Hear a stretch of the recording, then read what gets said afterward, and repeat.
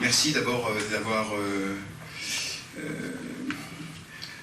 d'être venu malgré la programmation d'un compositeur. Voilà, merci. Dans certaines salles, il commence à y avoir des réactions un peu bizarres d'annulation de programmes, comme si Tchaïkovski avait un rapport avec le gouvernement actuel russe. Alors, ça va être de la musique russe, ça va être de la musique composée par un compositeur russe. Vous allez voir, c'est quelque chose qui est très orientaliste, comme vous imaginez ou comme vous le savez, puisque Scheherazade fait quand même partie d'un répertoire mondial de la culture.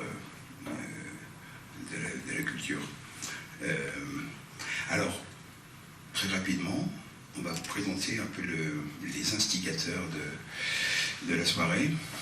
Alors, bande de hautbois, donc pour ceux qui n'étaient pas là la dernière fois que la bande de hautbois de Lyon est venue en octobre 2020, c'est 21, 20 je crois même, oui, 20.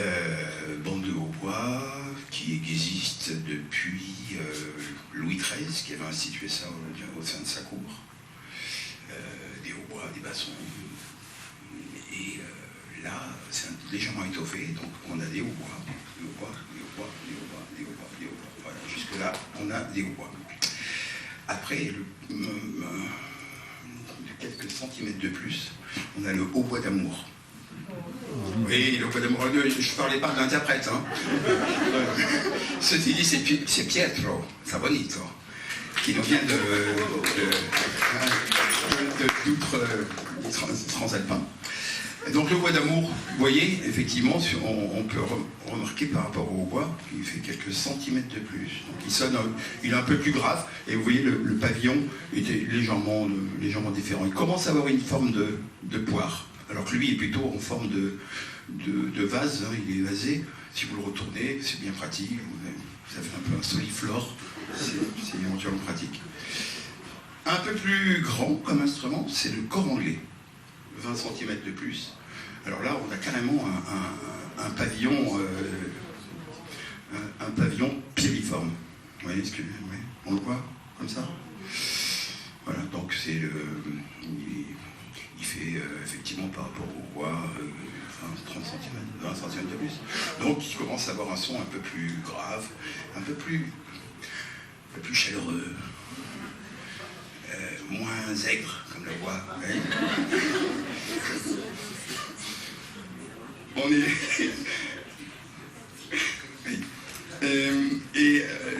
normalement, si on continuait le spectre, enfin la famille des hautbois, on devrait avoir ce qu'on appelle le hautbois baryton, qui est un double hautbois. Mais c'est une boîte à canard, comme on dit. C'est un instrument assez mal abouti, très difficile d'intonation, très lourd, enfin bref, les luthiers s'y intéressent pas trop, donc du coup l'instrument n'est pas trop exploité. Après on passe directement à la famille des bassons, donc là on a deux bassons allemands qui se reconnaissent facilement en cas de doute. Il y a toujours une différence entre le basson français et le basson allemand. Le basson allemand, il a... Entre nous, il n'y a pas une énorme différence, hein. Non, un peu, mais pas énorme. Bon, bref. Non, mais vous, le basson allemand, petit anneau d'ivoire. Voilà. Après, c'est de la polémique et tout ça. Non, il veut parler, Max? Non.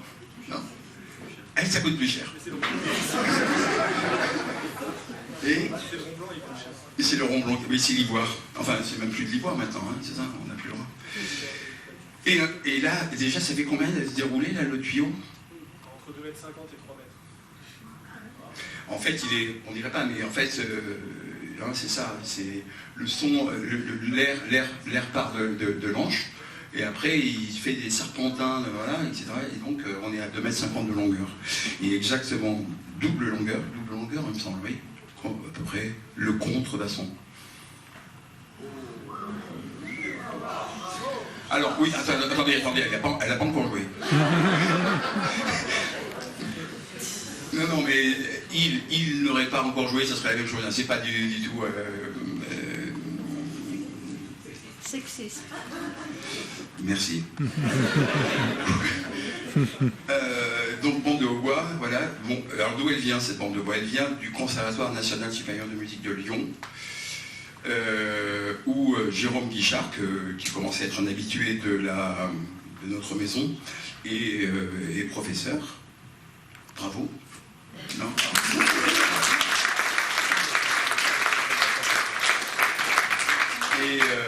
Et puis voilà, ça fait quoi, 1 ou 2 ans, on a décidé de prendre notre bâton de pèlerin et d'aller faire connaître le hautbois dans des endroits un peu reculés.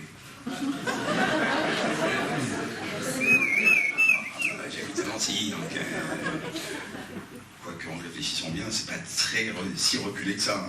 Hein. Donc voilà. Donc ce concert en fait s'inscrit d'abord, merci à la mairie qui nous a, et à la saison culturelle qui nous ont accueillis au sein de leur programmation. Et en fait, ce concert s'inscrit dans cette découverte, cette série de ce cycle de concerts de découverte qu'on a mis en place depuis l'année dernière. Donc un dimanche par mois environ, on peut découvrir telle ou telle famille en passant en revue tout au long de l'année. Bien sûr, très orienté vers les enfants qui assistent à nos répétitions générales le vendredi après-midi. Et après, du concert du dimanche matin, on fait des concerts un peu didactiques, un peu qui reposent un peu sur l'échange. On est à quoi, 10 minutes hein? Ouais. La Kessler.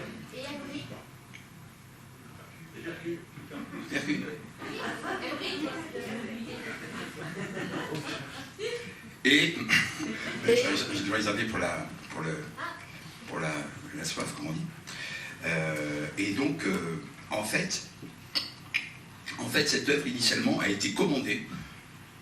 Nous, le nouvel orchestre de Lantilly, nous avons commandé à Jaime Martinez, que certains le connaissent, parce qu'il est déjà venu jouer avec son hautbois de la musique traditionnelle vénézuélienne. On lui a commandé de transcrire cette œuvre qui initialement est prévue pour 70 musiciens par Anichkin-Korsakov. Et donc, le pari, c'était de le réduire pour 14 musiciens pour pouvoir jouer à la passerelle, parce que l'orchestre de Paris ne pouvait pas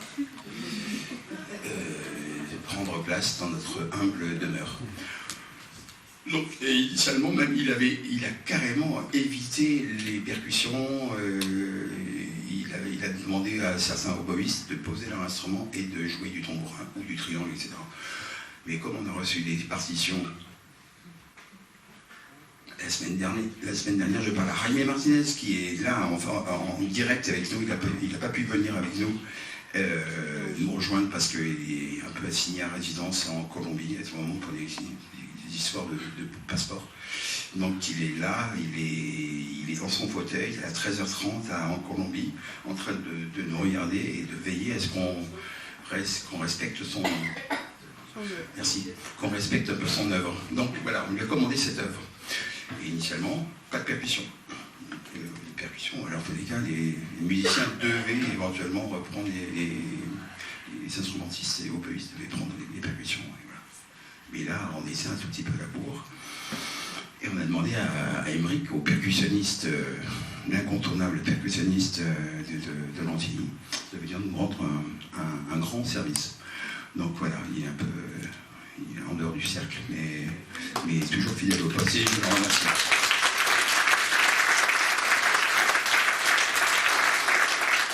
Voilà, donc il me reste à remercier bien sûr Jaime, qui a fait ce travail absolument remarquable. Merci beaucoup.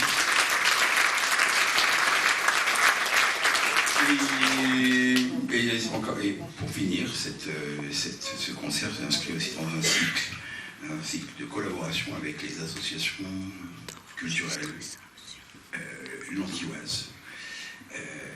Et donc cette fois-ci, nous collaborons avec la compagnie Théorème de Planck, et plus particulièrement avec François Boursier, qui va venir vous conter ce merveilleux récit des contes des 1001 nuits. Donc peut-être encore.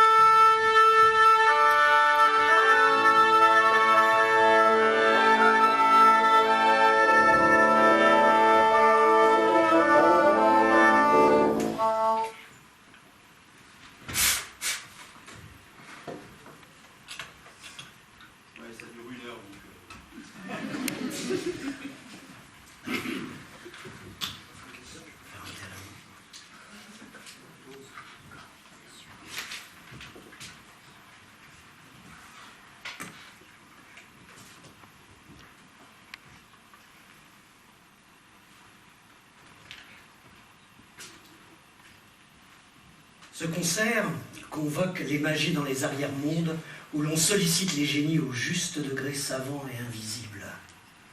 Au gré de la lumière et de ses ascendances, les oiseaux parlent et les aigles portent les héros.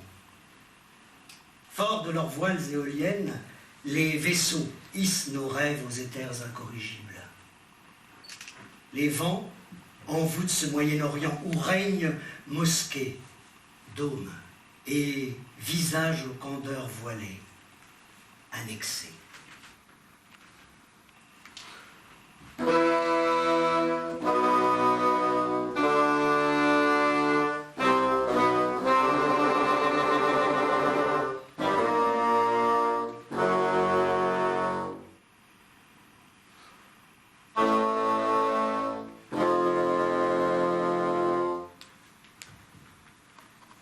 Le soleil s'éteint et recueille nos contes, pures esthétiques avant l'éternité. À vous tous, ici bien assis sur la place de Marrakech, je vais tisser 1001 histoires. Elles seront votre baume et la trame de l'inénarrable parmi les hautbois et les bassons de Lyon. Pour la première fois dans cet ensemble d'instruments à hanches doubles, ouvrons nos cœurs alors riants et faisons œuvre de la nuit, là où monte la musique de Rimsky-Korsakov. Réfraction slave d'un ciel triomphal qui, toujours, nous appelle et nous renouvelle. Avec nous coule la chance, sève native en hélice dans nos veines. Le maestro Jaime Martinez, oboïste et compositeur vénézuélien, a arrangé tout spécialement cette œuvre initialement écrite pour 70 musiciens, 70 magiciens. Ce sont elles, 12 d'entre eux, se sont rassemblés ici pour conquérir l'altitude au pied de l'immense Scheherazade. Scheherazade. Sa ligne de vie habite la nôtre et son histoire dore la légende aux patiences éclées. Écoutez, écoutez attentivement le début du morceau, refrain et fragments sacrés. Prêt à l'apparition.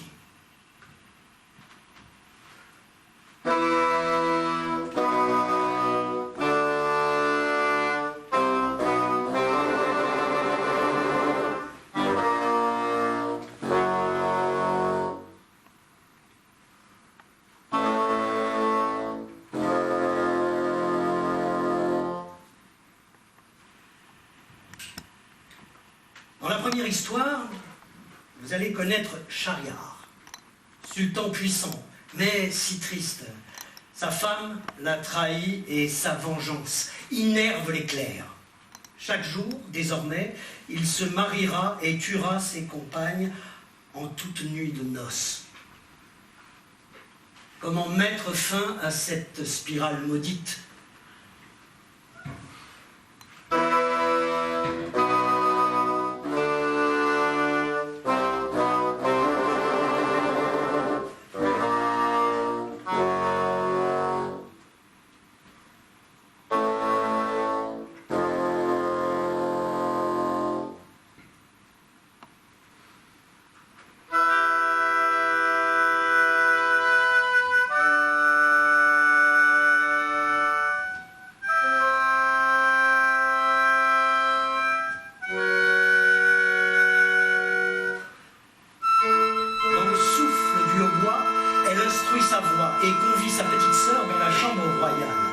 Là, elle veut lui conter une histoire aussi profonde que les anneaux du temps.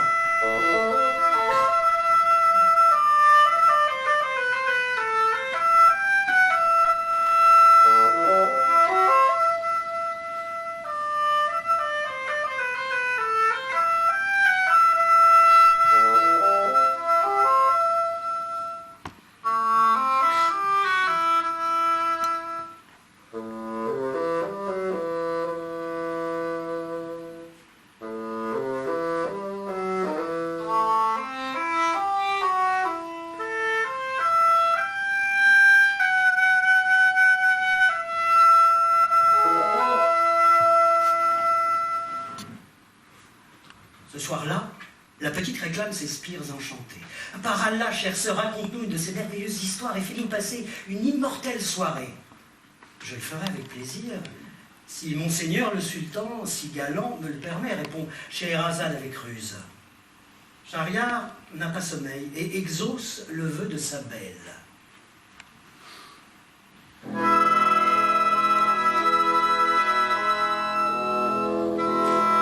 Ainsi, nuit après nuit, Scheherazade distille ses histoires et embellit les marges de sa légende. Chaque soir, gagne ses couleurs insolaires et rive la petite aux lumières avides.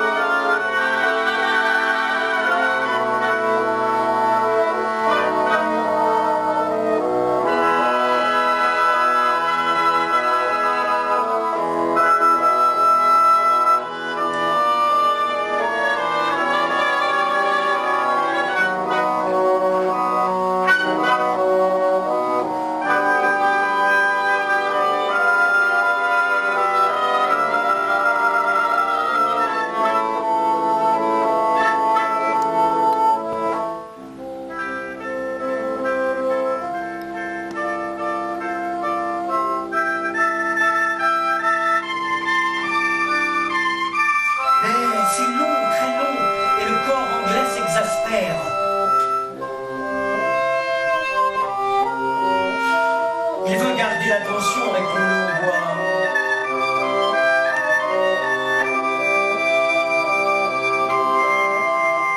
Mais je mourrai pour connaître la fin.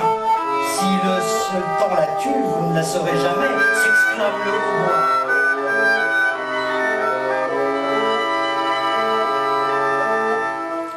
Où trouvez-vous tant d'histoires?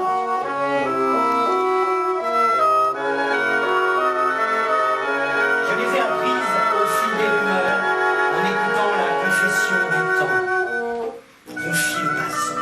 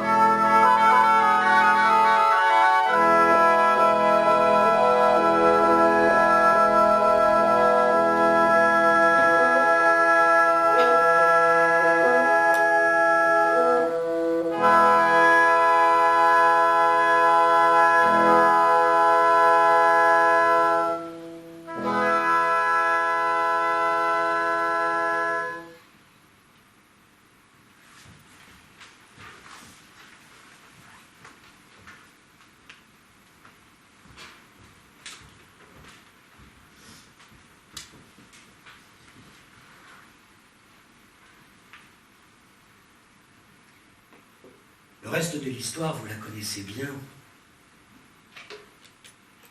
C'est celle d'Aladin et la lampe merveilleuse. Nuit après nuit, Scheherazade poursuit son histoire avec l'accord du sultan, tandis que le bourreau se tient prêt, derrière la porte, l'œil sombre, rivé à la serrure. Pendant 77 nuits, Scheherazade déploie ingénieusement le conte d'Aladin et la lampe merveilleuse. Mais à travers notre hautbois, le souffle percute le temps et fait tenir l'histoire en quelques instants. Voici ces mots.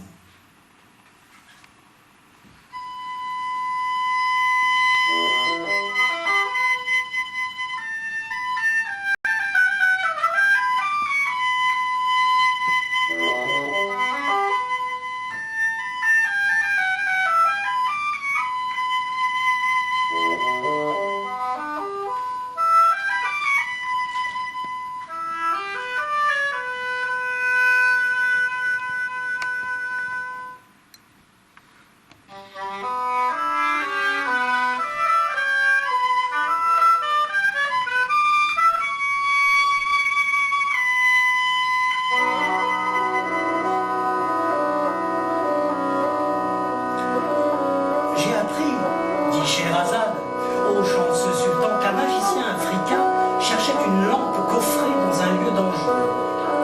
Mais comment l'atteindre, se demande ce magicien. Soudain, il pense au jeune Aladin. Je vais me faire passer pour son oncle et vais lui offrir une bague magique, lui permettant d'atteindre la lampe, puis je l'assassinerai, envisage-t-il secrètement. Aladin n'est pas si crédule, il finit par trouver la lampe, certes, mais la garde pour lui. Un beau jour, il frotte l'objet par souci de luminosité, et voilà qu'un génie passe la tête. Ordonnez, mon seigneur Aladin, et vos souhaits seront exaucés. Vous n'avez qu'à demander. Sans hésiter, le jeune homme commence par de délicieuses gourmandises et finit par obtenir la main de la princesse Boudoul Boudoul.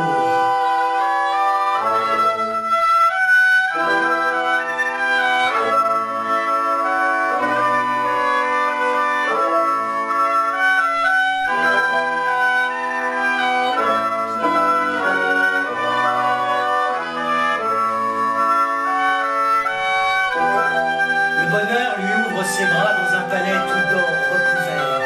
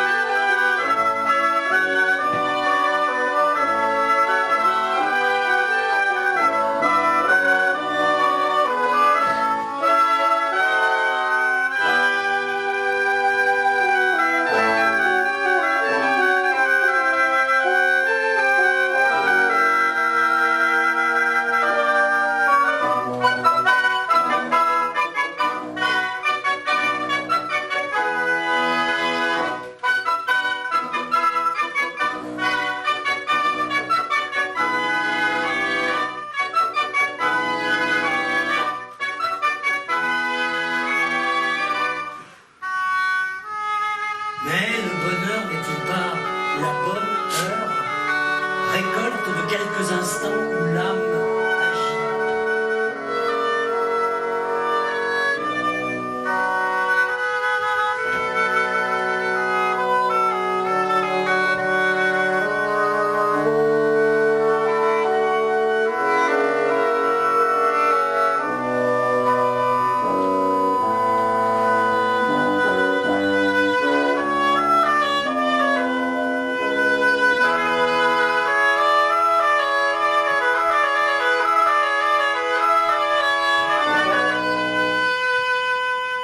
Le magicien africain ne l'entend pas de cette oreille. Il compte bien remettre la main sur le jeune homme et sur sa lampe.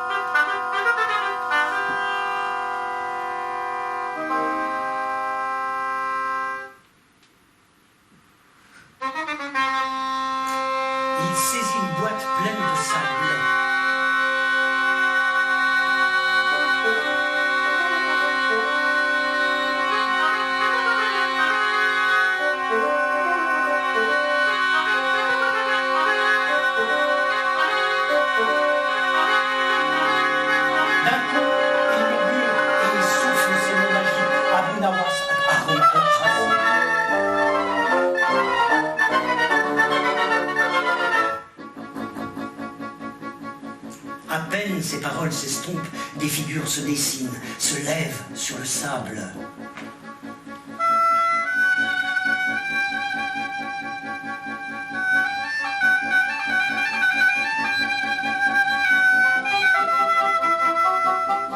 L'espace et le temps s'évanouissent et, de là, le magicien peut contempler enfin Aladin et la lampe, salivant nerveusement devant le merveilleux objet désormais entre ses mains.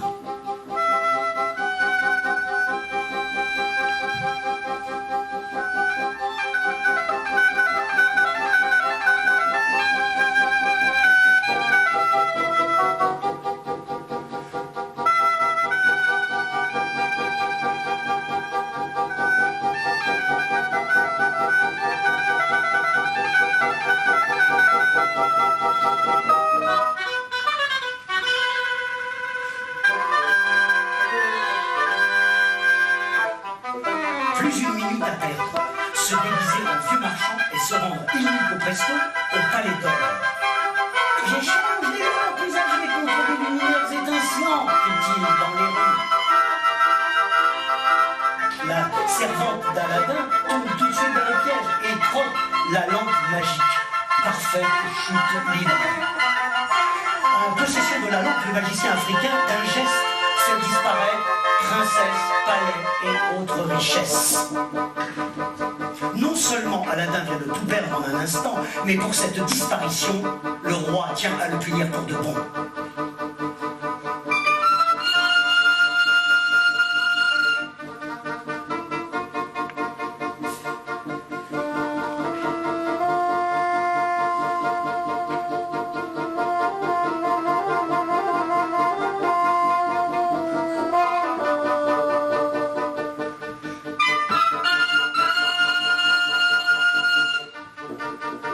Il donne l'ordre de l'exécuter sur le champ.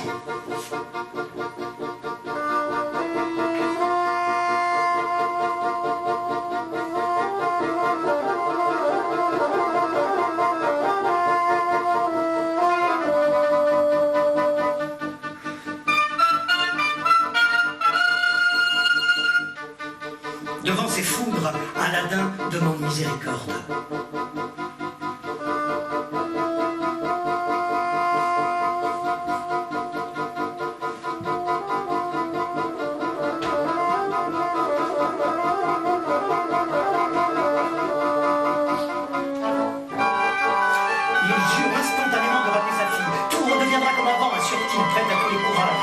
Si tu ne me la ramènes pas, tu mourras, tonne le roi, méchamment sceptique. Où aller, quel chemin prendre, s'interroge le jeune homme, littéralement démuni et dépassé par sa propre parole.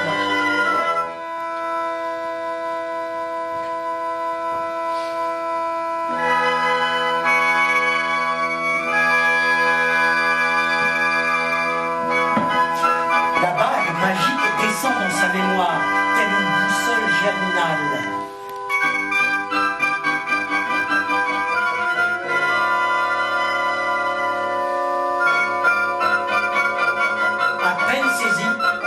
Un géant apparaît.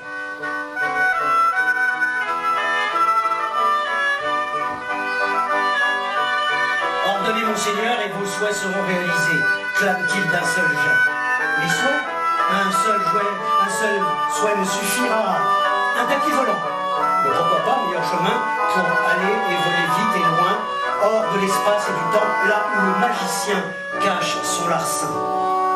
Arrivé à l'endroit, Aladin, à pas feutré, déguisé, se glisse dans le palais d'or, armé d'un puissant somnifère. Lorsqu'il franchit le seuil de la chambre, il regarde avec amour cette princesse Boudour coulée dans un profond sommeil. Doucement, Aladin dépose le somnifère dans un verre et se cache dans un coffre en attendant la venue du magicien. Son plan opère parfaitement, le cachet endort puissamment le bonhomme.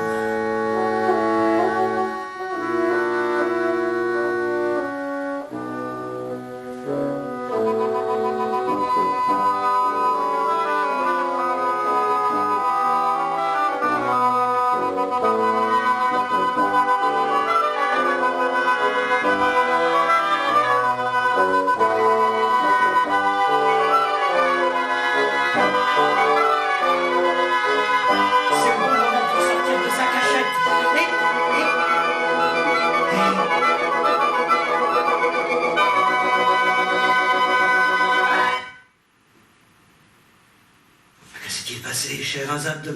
Qu'est-il arrivé à Aladdin et au magicien endormi? Demande instantanément le sultan assez tourmenté. Mais l'aube descend maintenant sur le palais souverain et l'histoire s'estompe dans cette heure bleue naissante. Comme cette histoire est belle, douce et agréable, déclare la petite, impatiente de connaître la suite. Mais ce n'est encore rien, tu verras ce que je vais te raconter la nuit prochaine, ma mignonne, si je vis, si Monseigneur le sultan me permet de rester. Par Allah, je n'atturerai pas tant que je n'aurai pas entendu la fin de l'histoire, se dit le souverain dans une douce heure. Connaissez-vous vraiment la fin de l'histoire d'Aladin? Non. Il décapite brillamment le magicien. Bon, inutile de faire état de sa victoire si retentissante. Le livre l'a déjà répandu comme une traînée de foudre. Maintenant, je crois qu'il est temps d'écouter Scheherazade conter le prochain récit, celui de Parizade et de ses frères.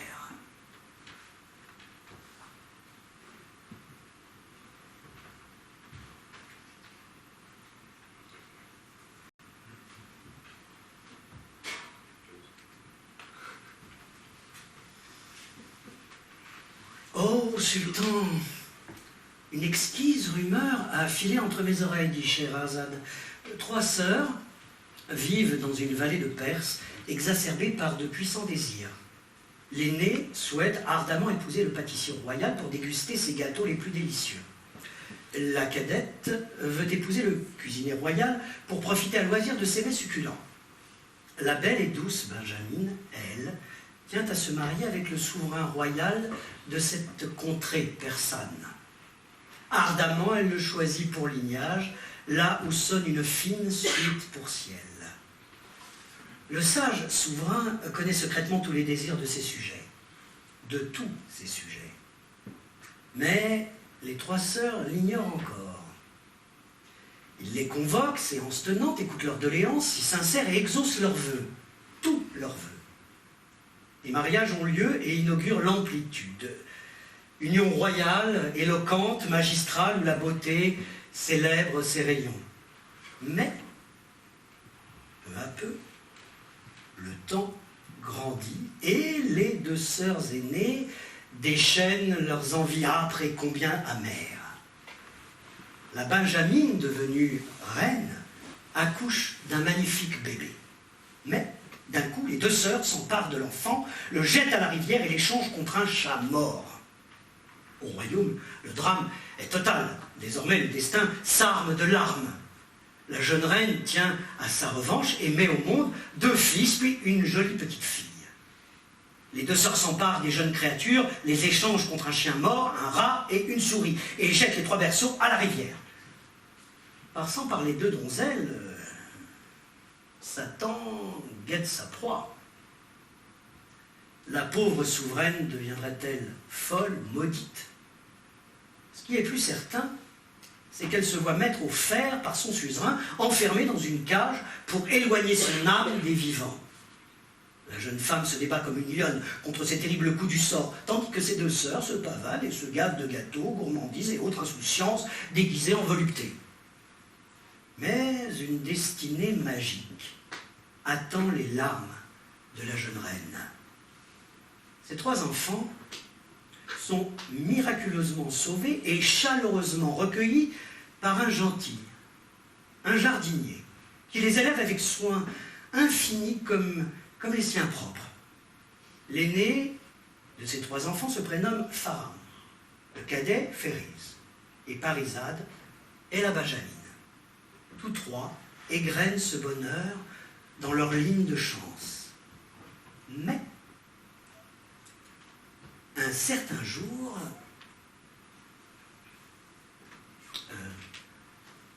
un jour quoi? Sonne le sultan, mais l'aube descend déjà, et Scheherazade s'interrompt. Par Allah, je ne la tuerai pas tant que je ne serai pas entendu la fin de l'histoire, confie le souverain, à nouveau gagné par l'écho, qui le guette.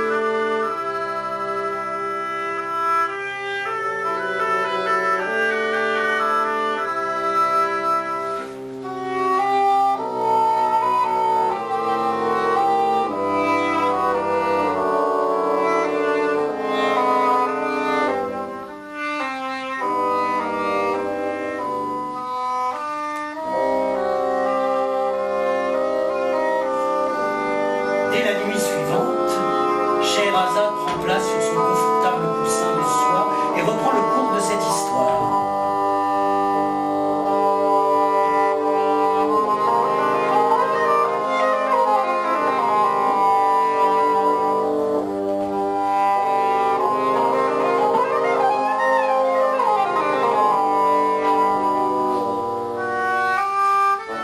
Les trois enfants, princes et princesses inconnus, grandissent et affinent leurs vertus sous l'aile protectrice du bon jardinier. Mais, un soir, le vieil homme meurt sans connaître la véritable identité ni la lignée de ses trois enfants. Un beau jour, une étrange voyageuse passe par là et se penche sur la belle Parisade et lui murmure « Ce jardin serait l'un des plus étincelants du monde s'il ne manquait pas trois joyaux. L'oiseau qui parle, l'arbre qui chante et l'eau magique qui convertit les fontaines en or. » Parisade comprend alors qu'elle n'a pour tout joyau que ses yeux pour longtemps pleurer.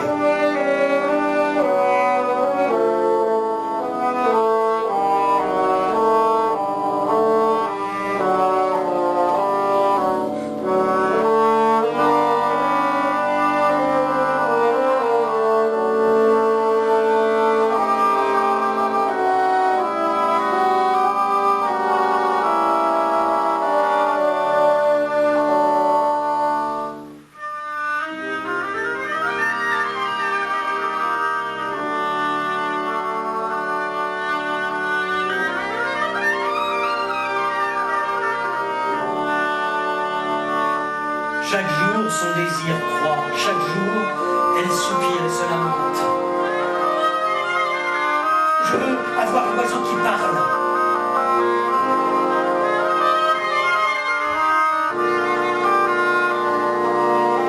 Je veux une branche d'arbre qui chante et ma fontaine a soif d'or.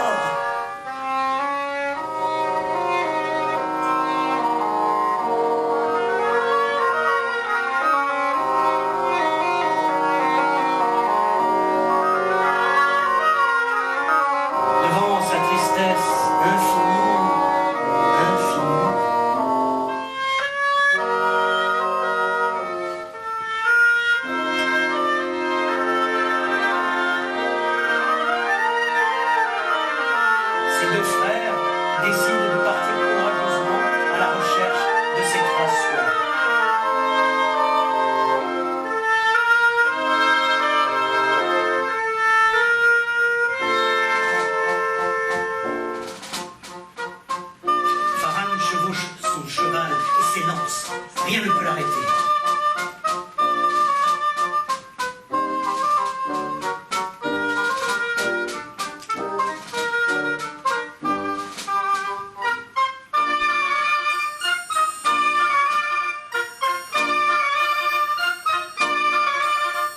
Après 21 jours de voyage, il tombe haletant sur un vieil homme qui le met sur la voie.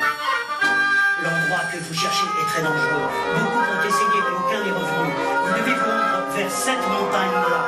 Mais attention, ne prêtez surtout pas l'oreille aux voix trompeuses de la forêt.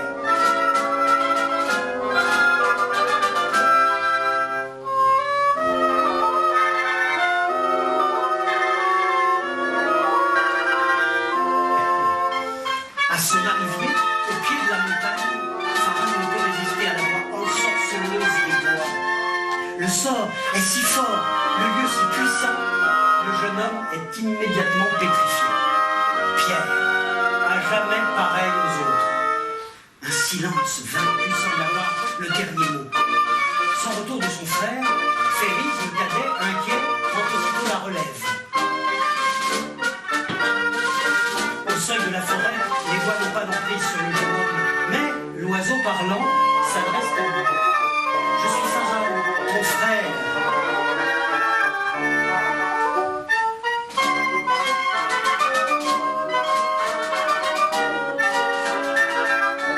À peine se retourne-t-il que le jeune homme est immédiatement pétrifié. Pierre, à jamais pareil aux autres. La nuit s'effondrerait-elle sur elle-même? Terriblement inquiète, la belle Parisade s'habille en garçon